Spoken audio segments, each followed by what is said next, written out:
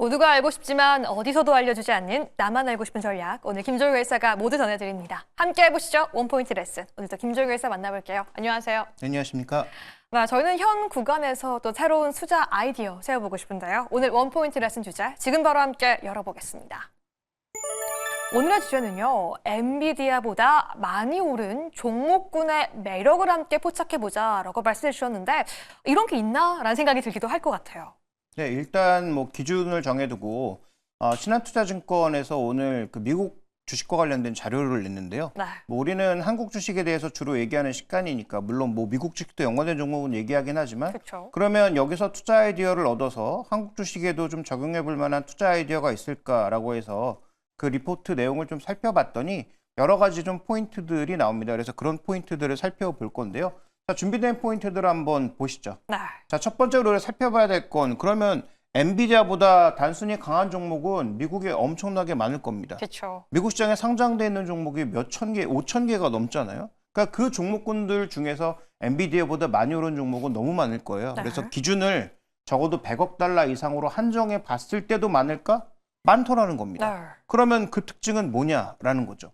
그러면 그런 특징을 적용했을 때 국내 시장에 과연 적용할 만한 종목군들이 있는지를 우리가 전체적인 기업들의 이익 전망을 통해서도 알아볼 수 있고 어떤 업종이 그런 해당 업종이냐에 대해서도 한번 점검해 볼 필요가 있을 것 같습니다. 그 업종까지 과연 이 종목들의 공통점이 무엇인지 저희 국내 증시까지 적용해 보려고 하는데요. 먼저 첫 번째 의문점 함께 열어보시죠.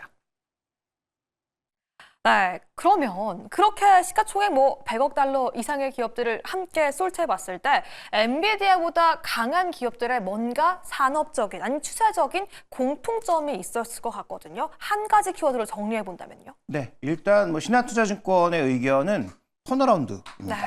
이 턴어라운드라고 하는 게 개념이 뭐 여러 가지겠지만 그쵸. 정말 경기의 사이클이 바닥을 찍고 돌아서 턴어라운드 되는 것도 있을 거고요. 자, 우리 시장에서 또 최근에는 굉장히 뭐 부진하긴 합니다만 알테오젠 같은 기업 연초부터 따지면 엄청나게 올랐잖아요. 네. 그러니까 뭐 그런 기업들 새로운 어떤 회사의 장을 열면서 매출이나 기대감이 대거 올라가고 있는 그런 종목군들은 뭐 턴어라운드는 아니겠지만 뭐 그런 종목군들도 많이 올라갈 수 있을 거고요. 그 다음에 이익이 이제 고정비를 넘어가기 시작하면서 급속도로 올라가서 밸류에이션 자체가 급하게 떨어지는 이런 종목들도 있을 거예요. 네. 근데 큰 틀에서 보면 한 단어로 묶으면 턴어라운드라고 봐야 될 것 같은데 한번 볼까요? 시총 100억 달러 이상의 종목군들 중에서 엔비디아보다 강한 종목이 몇 개나 있었는지 살펴보게 되면 30개 쭉 나열해봤더니 엔비디아가 한 중간 정도밖에 안 된다는 거죠. 엔비디아가 무려 200%가 올랐는데 지금 뭐 1000% 오른 종목도 있으니까 미국 내에서 생각보다 뭐 꽤 크다고 하는 종목군들 중에서 또 강한 종목이 있었고 저 안에서 이제 뭐 눈에 띄는 종목 우리가 알 수 있는 종목군들은 뭐 팔란티어라든지 네. 마이크로 스트래티지라든지 그렇죠. 이런 AI 쪽으로 뭔가 소프트웨어 쪽으로 중심 이동이 되면서 이런 종목군들의 수익률이 뭐 굉장히 크게 나타났다라고 할 수 있는데 이런 종목군들이 드디어 매출이 늘면서 고정비가 뚫리는 그런 모습과 함께 이익이 급격하게 상승되는 모습을 나타냈으니까 큰 틀 안에서 보면 결국은 턴어라운드를 고르는 것이 우리가 월요일 날 말씀드렸던 조선업종처럼 이익이 변하지 않는 업종이나 아니면 배당처럼 꾸준하게 주주환원을 늘리는 그런 종목군들과 맞물려서 내년도에 우리가 쳐다볼 대표적인 업종이라고 봐야 할 것 같습니다. 말씀해 주신 것처럼 턴어라운드엔 다양한 가설이 있을 것 같습니다. 매출의 턴어라운드, 경기의 턴어라운드, 외형의 턴어라운드 등이 있을 텐데요. 일단 이런 점들을 저희가 짚어보기에 앞서서 그래서 국내 기업들의 전망의 불확실성 어떤 점을 꼽아볼 수 있을지 두 번째 문점 함께 열어보도록 하겠습니다. 일단 저희가 지난 시간에도 원포인트 레슨에서 이야기했던 적이 있습니다. 2025년 기업들의 이익 전망 하향에 대해서 논의를 했었는데요. 이제 마무리 단계고 어느 정도 이익 하향은 끝났다라고 봐도 되지 않을까 좀 점검을 해봐야 될 것 같습니다. 네, 그러니까 내년도에 나올 수 있는 돌발 변수를 우리가 미리 할 수는 없죠. 네. 그런데 이제 발생한 변수들에 대해서 어느 정도 좀 마무리되지 않았나. 그래서 뭐 10월 한 뭐 10일 정도에 제가 말씀드릴 때 우리나라 기업들의 실적이 뭔가 좀 이상하다. 그쵸. 그다음에 실적 전망이 너무 나이브하다라는 말씀을 드렸는데 그 이후에 가파르게 지금 깎고 있는 상황입니다. 네. 그래서 제가 보기에 내년도에 뭐 우리가 전혀 예상 못한 돌발 변수만 발생하지 않는다면 추가 하락은 좀 제한적이지 않을까라고 판단하고 있는데요. 자, 준비된 그림으로 한번 확인을 해볼까요? 자, 준비된 그림 보시면 지금 봤을 때 2025년도의 매출액, 영업이익의 전반적인 측면이 다 떨어지고 있는 상황입니다. 그렇죠. 그러니까 우리가 연초에 얼마나 나이브하게 분석했는지를 알 수 있는 거죠. 그다음에 뭐 트럼프 당선되고 전체적으로 뭔가 변수들이 더 많아지기 시작하면서 일단 계속 다운시키고 있는 상황이고요. 그다음에 지금 영업이익 쪽에서 반도체를 빼면 오히려 약간 늘어나는 부분도 있더라. 최근 들어서. 네. 그러니까 최근에 한 달 상간으로 좁혀보면 뭐 식품이라든지 일부 업종의 한정에서는 오히려 조금 좋아지는 부분도 있더라는 거죠. 그러니까 아직도 추세는 다운그레이드 되고 있는 건 맞지만 적어도 다운그레이드의 속도는 줄어들 가능성이 높고 그 다음에 오히려 업턴하는 그런 업종들도 나타나기 시작했다라는 관점에서 우리가 이제 2025년에 봐야 되는 핵심 포인트는 더 이상 나빠지는 것을 볼 게 아니라 내년도에 이익이 좋아지는 업종에 집중해 볼 필요가 있겠고 그런 종목군들 중에서 올라간 종목은 조금 배제하고 안 올라간 종목군들은 무엇이 있는지 이걸 찾는 게 제가 보기엔 또 핵심 포인트가 아닌가라고 생각하고 있습니다. 네, 말 그대로 턴어라운드. 내년에 돌아설 종목과 업종이 무엇인지 저희가 포착해 봐야지 수익까지 연결될 수 있을 것 같은데요. 4번째 문점 지금 바로 함께 열어보겠습니다. 그래서 핵심 키워드는 턴어라운드입니다. 저희가 볼 수 있는 대표적인 턴어라운드 업종 뭐가 있을지 그 투자의 관점까지 함께 들어보고 싶은데요. 네, 실제로 10월 이후에 우리는 그럼 25년도에 턴어라운드를 반영하지 않았나? 적극적으로 반영했고요. 네. 지금도 반영하고 있습니다. 물론 다 말씀드렸던 그런 업종들인데요. 자, 준비된 이제 답을 보시면 일단 우리도 일정 부분 업종들을 중심으로 해서 엔터, 인터넷 이런 것들은 충분히 주가가 올라왔죠. 맞습니다. 뭐 엔터는 뭐 저점 대비해서 거의 뭐 2배 가까이 올라온 종목도 있고 뭐 적게는 20-30% 올라왔고요. 그다음에 인터넷 같은 경우에도 네이버를 뭐 저희가 9월 25일 날 턴어라운드 가능성을 말씀드리면서 네이버를 적극적으로 얘기했을 때 주가가 16만 원대였는데 지금 벌써 21만 원에 왔잖아요. 그러면 이런 업종은 내년에 턴어라운드 되죠. 되지만 과연 지금 공격적으로 사는 게 과연 좋은 전략인가에 대해서 그렇죠. 뭐 저는 조금 아니지 않나. 오히려 내년도 실적을 너무 빨리 반영하면서 주가가 회복됐기 때문에 오히려 4분기 실적이 발표되는 1월 달 정도에는 쉬어가지 않을까를 좀 우려해야 될 것 같고 반대로 그동안 반영하지 않았던 쪽에서 좀 찾아보면 네. 건설기계 이런 쪽은 여전히 기대만 있을 뿐 턴어라운드의 기대감이 전혀 반영되지 않았다라고 좀 판단하고 있는데요. 네. 그중에 이제 과거에 이제 대표 기업이라면 HD 현대, 인프라코어 뭐 이런 종목군들을 꼽을 수 있는데 저는 오히려 좀 두산바켓을 보고 있습니다.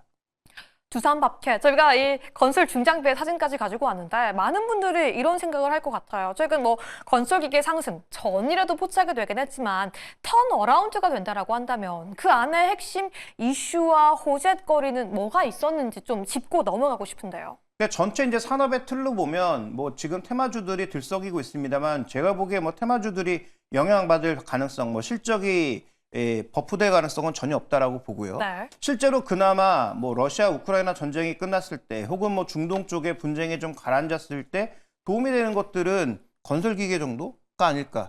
왜냐하면 뭐 건설기계는 실제로 여러 국가로 파급되기도 하고 글로벌 시장에서 봤을 때 최근에 뭐 미국 시장이라는 특성 때문에 그러하긴 하겠지만 캐터필러의 상승과 최근 국내 건설기계의 이 갭을 보면 너무 벌어져 있지 않나. 네. 뭐 우리나라도 우리나라 시장의 건설 시장이 워낙 안 좋다 보니까 주력 시장이 안 좋은 상황에서 수출 시장 조금 좋아지는 것만으로는 반등하기 어렵다라는 판단도 할 수 있겠죠. 그런데 저는 그렇지 않다라고 보고 있는 게 내년도 우리나라 건설 시장이 뭐 추가적으로 급격하게 악화될 만한 요인은 적어졌다라고 보고 있고 오히려 해외 쪽의 긍정적 요인은 전혀 반영되지 않은 상황이에요. 그래서 전체 업황으로 봤을 때 건설이 크게 늘어서라기보다는 그동안 반영하지 않았던 글로벌 시장의 상승분을 우리나라 종목군들이 반영할 수 있다. 그래서 2025년도의 실적은 조금 올라갈 수 있다라고 보고 있고요. 자, 두산밥켓의 또 하나의 가장 결정적 할인 요소 뭡니까? 두산 박씨일가의 편의를 위해서 그쵸. 두산밥켓이라고 하는 좋은 기업을 두산 로보틱스라고 하는 불확실한 기업 밑으로 억지로 집어 넣으려고 했다는 게 핵심 포인트였던 네. 거죠. 근데 이제 그게 아마 두산그룹이 돈이 없어서일 걸로 보이는데 최근 금융시장의 변동성이 커지니까 이 포기한 것처럼 보이거든요. 아직 뭐 확정된 건 아니지만 네. 포기됐다면 두산바켓의 입장에서는 저는 뭐 굉장히 긍정적이지 않나라고 판단하고 있고 또 두산바켓은 어떤 기업입니까? 미국 매출 비중이 국내 기업 중 가장 높은 기업 중 하나입니다. 네. 미국 경기 좋다고 하잖아요. 그러면 미국 경기에 영향을 받고 오히려 그룹 이슈 때문에 조금 눌려 있었고 전체적으로 지금 3분기 안 좋았던 실적은 재고 조정 과정에서 나타난 단기적 이슈였거든요. 그 부분을 고려해 보면 이런 종목군들이 지금 턴어라운드를 반영하지 않은 대표적인 종목이 아닌가라고 봐서 오히려 2025년도를 우리가 베팅해 본다면 현재 PE 관점에서 PB 관점에서 모두 선도주보다 꽤 낮은 수준에서 거래되고 있고 그룹 관련 이슈로 상당히 눌려 있었던 뭐 두산마켓 같은 종목을 우리가 턴어라운드 종목으로서 지금 봐야 되는 게 아닌가라는 생각을 하고 있는 것이죠. 네, 결국 다시 한번 들려오고 있는 중국의 부양 정책, 재건, 국내 시장의 주택과 함께 미국의 경기까지 저희가 턴어라운드를 기대해 보면서 두산밥기 같은 건설 중장비, 건설 기계 같은 종목과 섹터를 보자라고 말씀해 주셨는데요. 그렇다면 오늘의 결론까지 함께 도출해 봐야 될 것 같습니다. 현 시점에서 관련 종목을 좀 매수를 해 봐야 될까요? 네, 일단 턴어라운드 기업들 중에서 골라야 되는데 말씀드렸던 것처럼 선반영 기업들은 어느 정도의 주가의 쉬어감이 필요하다. 그래서 뭐 JYP라든지 뭐 여러 엔터주들, 그다음에 뭐 게임주들 중에서 생각보다 최근에 견조하게 올라온 종목들, 네이버, 카카오 이런 종목군들도 전체적으로 내년 턴어라운드를 보고 미리 달려온 종목군들이거든요. 그렇죠. 그러니까 이런 종목군들도 좋다. 여전히 사야 된다라는 입장이지만 단기적으로 좀 올라왔던 부분들이 쉬어가거나 레벨을 조정해야 되는 그런 문제가 있을 수 있기 때문에 오히려 지금부터 먼저 오른 종목군들은 조정 시에 매수하거나 아니면 비중을 더 늘려갈 것을 말씀드리고 싶고, 그러면 건설기계 쪽은 지금 전혀 이런 턴어라운드 이슈가 반영되지 않은 상황이니까, 그다음에 말씀드렸던 두산그룹과 관련된 이슈는 어제 나왔던 이슈거든요. 네. 그러니까 이런 부분들이 충분히 주가에 녹아있지 않았다고 보기 때문에 뭐 두산마켓을 포함한 건설기계 쪽에서 글로벌리하게 매출이 있는 기업들, 그다음에 거기에 부품을 공급하고 있는 기업들의 수급의 움직임이라든지 이런 것들은 한번 눈여겨볼 필요가 있다라고 판단하고 있습니다. 두산마켓 담아보자라고 말씀해 주셨고요. 우리 시청자분들이 궁금하실 것 같아서 질문 하나 더 드려보도록 하겠습니다. 이 선반영 기업에 대해선 조정 시에 좀 들어가 보자라고 말씀해 주셨는데 뭐 인터넷, 엔터, 통신, 네이버, 카카오도 언급해 주셨는데 그 안에서 조정이 소폭 나온다면 가장 먼저 담아봐야 할 종목이나 업종 뭐가 있을까요? 네, 일단 저는 뭐 엔터 쪽이라고 보고 있습니다. 네. 내년도에 거의 뭐 확실한 이익 확대 기업이라고 보고 있고, 그다음에 뭐 관세와 관련된 영향에서 가장 덜 영향을 받을 수 있는 기업들이라고 보고 있어서 엔터가 선두라고 보고 있고요.